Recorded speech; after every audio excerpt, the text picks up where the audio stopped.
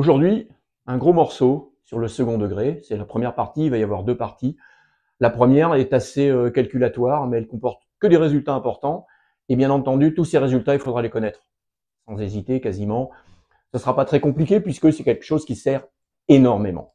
Alors, on va partir de la forme ax2 plus bx plus c, ce trinôme du second degré, avec a forcément différent de 0, parce que si jamais a vaut 0, on n'a plus un trinôme du second degré, on a quelque chose qui est affine, bx plus c ou linéaire, ça va dépendre, mais enfin bon, c'est plus très intéressant.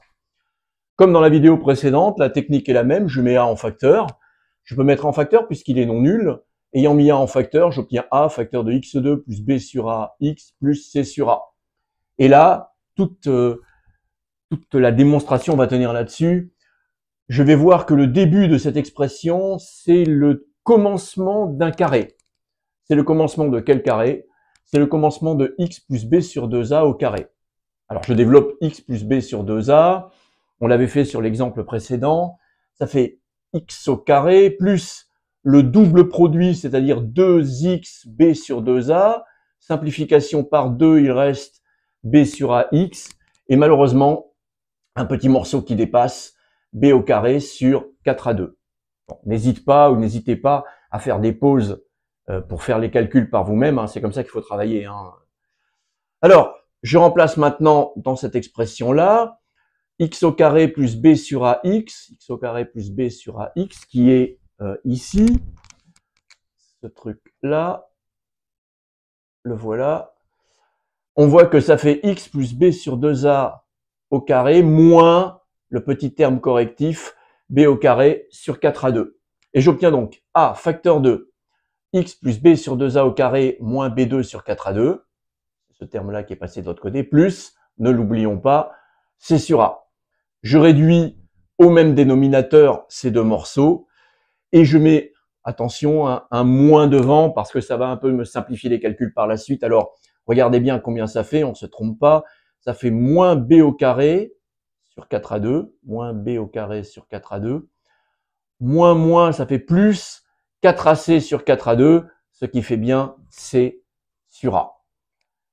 Cette quantité, b au carré moins 4ac, je vais l'appeler delta, comme d'habitude, et cette quantité va s'appeler le discriminant.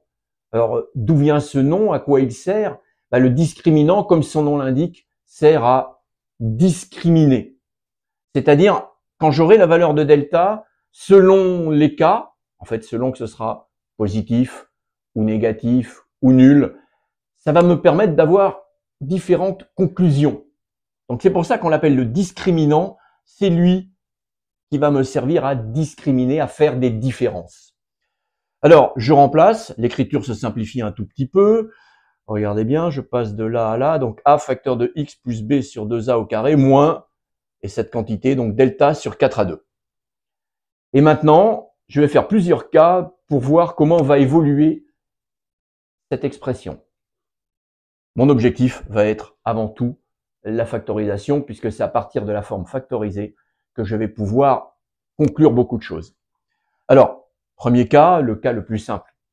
Le discriminant, donc delta, vaut 0. Tout ce morceau-là s'en va. Oui, j'avais oublié de dire que ce morceau-là, c'était la forme canonique. Hein, je l'ai écrit à côté. La forme canonique, je l'ai dit dans ma vidéo précédente, c'est la forme pour laquelle le x n'apparaît plus qu'une seule fois. Au départ, il apparaissait 2 fois. Maintenant, avec cette transformation, il n'apparaît plus qu'une seule fois, et c'est ça qui va être intéressant. Donc, dans le premier cas, lorsque le discriminant vaut 0, il me reste que ce petit morceau-là. Ce petit morceau-là, quel est son signe? Eh bien, un carré est positif, je le multiplie par a, donc le signe de cette quantité, c'est le signe de a. La factorisation, je l'ai, le morceau est factorisé. A facteur 2, x plus b sur 2a au carré, c'est factorisé. Voilà, j'ai rien d'autre à dire. On verra un peu plus tard comment je vais l'utiliser. Pour l'instant, je reste comme ça.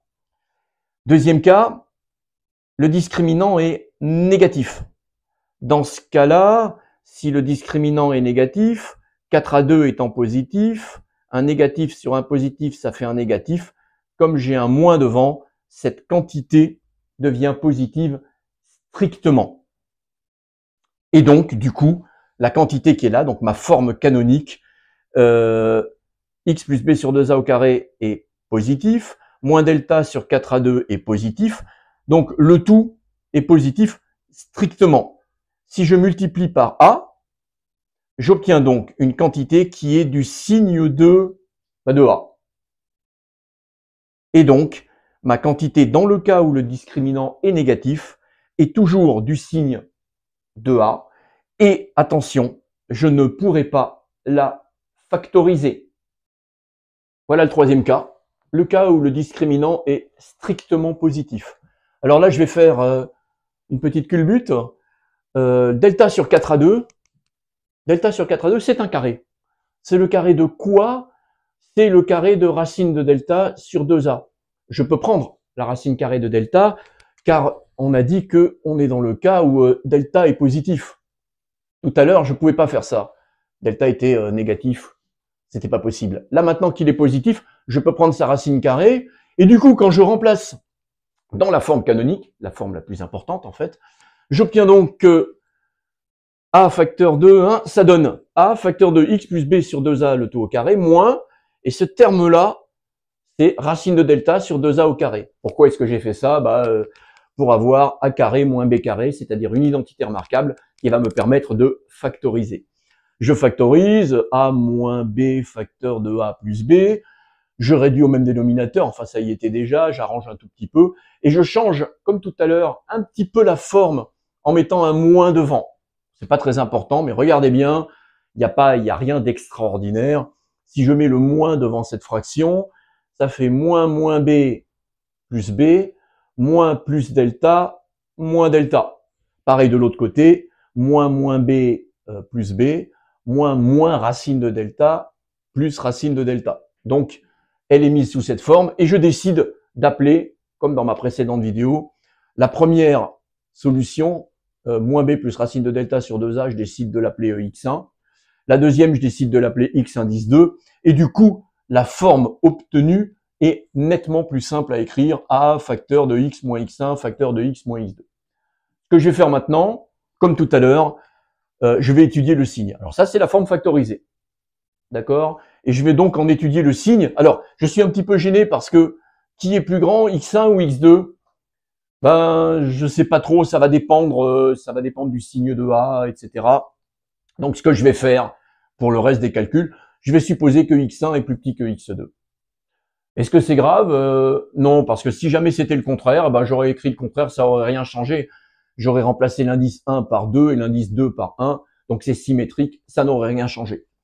Je fais, pour étudier le signe, ce que j'ai déjà dit, donc un tableau de signes, et je ne peux pas vraiment faire autrement pour étudier un signe que de faire un tableau de signes. Et je mets quoi dans ce tableau? Il y a trois facteurs. Je mets donc les trois facteurs a, x moins x1 et x moins x2. Alors, a quoi comme signe? Alors, pardon. D'abord, je vais mettre les deux valeurs, x1 et x2 dans mon tableau. J'ai supposé que x1 était plus petit que x2, sinon j'aurais été un petit peu embêté. Donc, je mets x1 en premier et je mets x indice 2 en deuxième. Alors, premier facteur, c'est a. Quel est le signe de a? C'est le signe de a. J'écris donc signe de a. X moins x1, quel est son signe? X moins x1 est positif. Alors, je vais l'écrire là pour ceux qui ne voient pas très bien.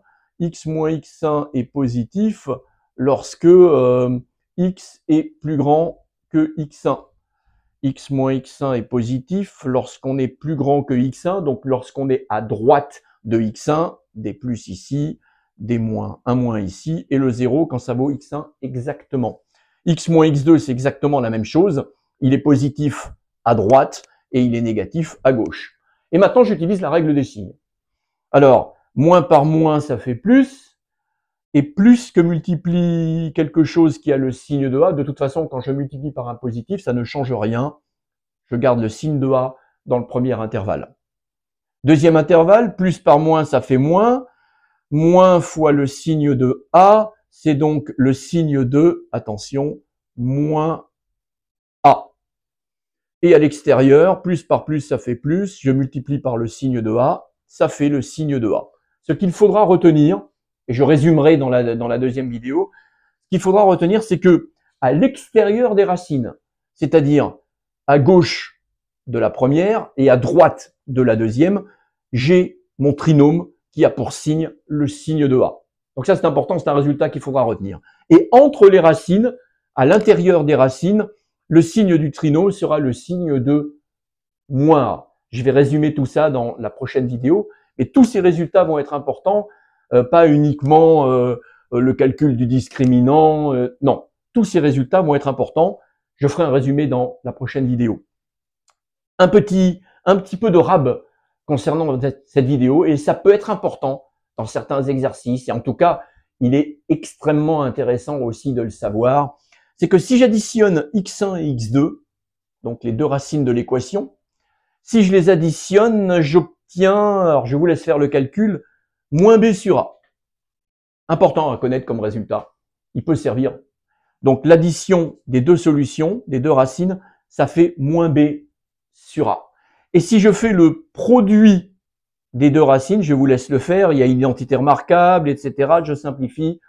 Ça fera c sur a. Donc, je reviendrai sur le terme racine et solution dans la prochaine vidéo. Peut-être que c'est pas très clair. Alors, quand on a une équation pareille, égale 0, quand il y aura deux solutions, la somme des deux fera moins b sur a. Et le produit des deux fera c sur a. Je vous dis à la prochaine vidéo pour faire un petit résumé et des petits compléments.